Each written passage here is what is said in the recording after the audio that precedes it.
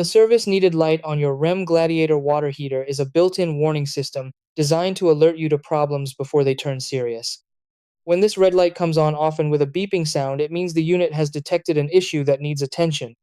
This light doesn't just turn on randomly, it flashes in specific patterns, and the number of flashes equals an error code. For example, 4 flashes commonly point to a heating element wiring issue, while other flash counts indicate different faults. If the light is solid red, it usually means the leak detection system has been triggered, and the heater may have shut off automatically to prevent water damage. Your first step is to count the flashes and match them to the error code chart in your Gladiator manual. Next, check around the base of the unit for leaks, since even a small amount of water can activate the safety shutoff. You can try a basic reset by turning off power at the breaker for a few minutes, then restoring power. Some models also include a clear alarm button on the control panel to silence alerts and reset minor faults. If you're comfortable with electrical work, you can test the heating elements for continuity using a multimeter.